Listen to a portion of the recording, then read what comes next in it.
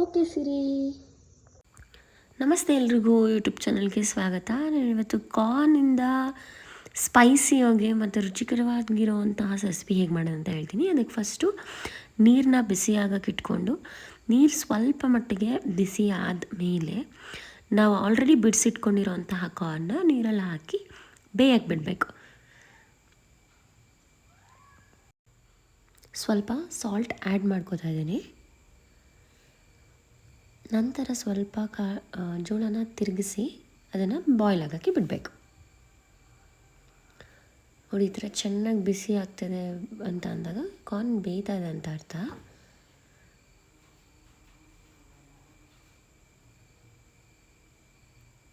Corn ಚೆನ್ನಾಗಿ ಬೆಂದ ಆದಮೇಲೆ ನಾವು ಅದನ್ನು ಸೋಸ್ಕೊಂಡು ಬೇರೆ ಪಾತ್ರೆಗೆ ಎತ್ತಿಟ್ಕೋಬೇಕು.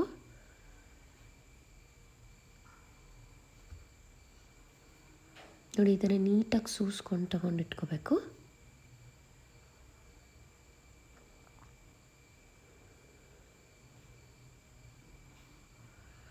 ನಂತರ ಇದಕ್ಕೆ ಸ್ವಲ್ಪ ಕಾರ್ನ್ಫ್ಲವರ್ನ ಆ್ಯಡ್ ಮಾಡ್ಕೋತಾ ಇದ್ದೀನಿ.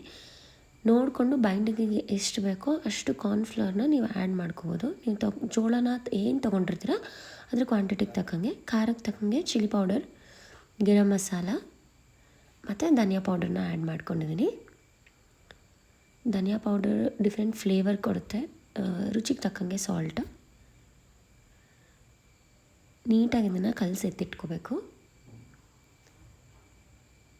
ನೀಟಾಗಿ ಮಿಕ್ಸ್ ಆದಮೇಲೆ ಸ್ವಲ್ಪ ಹೊತ್ತು ಮ್ಯಾರಿನೇಟ್ ಆಗಕ್ಕೆ ಬಿಟ್ಬಿಡಬೇಕು.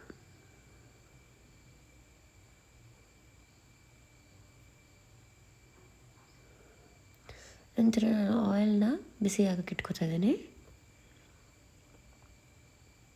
ಆಯಿಲ್ ಚೆನ್ನಾಗೆ ಬಿಸಿ ಆದಮೇಲೆ ನಾವು ಆಲ್ರೆಡಿ ಕಲಸಿಟ್ಕೊಂಡಿರೋಂತಹ ಜೋಳನ ಅದರೊಳಗಡೆ ಹಾಕಿ ಫ್ರೈ ಮಾಡ್ಕೋಬೇಕು.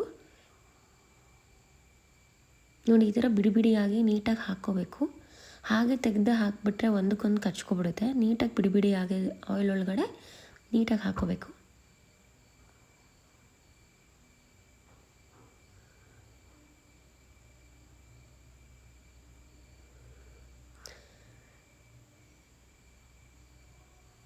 ಆದಮೇಲೆ ಸ್ಟವ್ನ ಸ್ವಲ್ಪ ಲೋ ಫ್ಲೇಮಲ್ಲಿಟ್ಟು ಅದು ಕ್ರಿಸ್ಪಿಯಾಗಿ ಬೇಯೋವರೆಗೂ ಕಾಯಬೇಕು. ಅದಾದಮೇಲೆ ನೀಟಾಗಿ ಸ್ಟೇನ್ ಮಾಡಿ ಇಟ್ಕೋತಾ ಇದ್ದೀನಿ.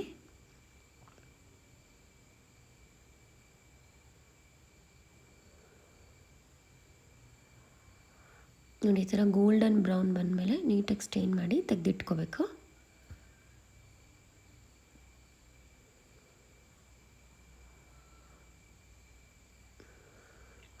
ಡೈರೆಕ್ಟಾಗಿ ಸರ್ವಿಂಗ್ ಬೌಲಿಗೆ ಬೇಕಾದರೂ ಹಾಕೋಬೋದು, ಅಥವಾ ನಿಮಗೆ ಆಯಿಲಿ ಇಷ್ಟ ಆಗೋಲ್ಲ ಅಂತ ಅಂದರೆ, ನೀಟಾಗಿ ಆ ಟೈಮಲ್ಲಿ ಸ್ಟೇನ್ ಮಾಡೋಕ್ಕಾಗಲ್ಲ ಅಂತ ಅಂದರೆ ಟಿಶ್ಯೂ ಪೇಪರ್ ಮೇಲೆ ಹಾಕಿ ನೀಟಾಗಿ ಎಣ್ಣೆ ಎಲ್ಲ ಸೋರಿದ ಮೇಲೆ ಸರ್ವಿಂಗ್ ಬೌಲಿಗೆ ಹಾಕೋಬೋದು.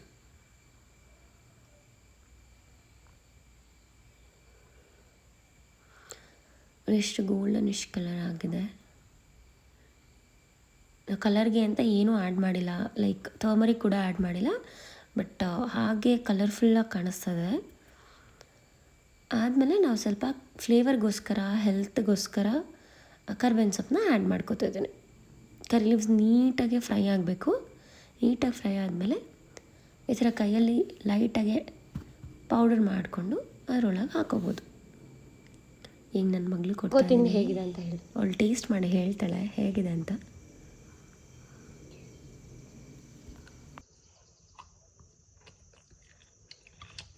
ಯಮ್ಮಿಯಾಗಿದೆ ಅಮ್ಮ.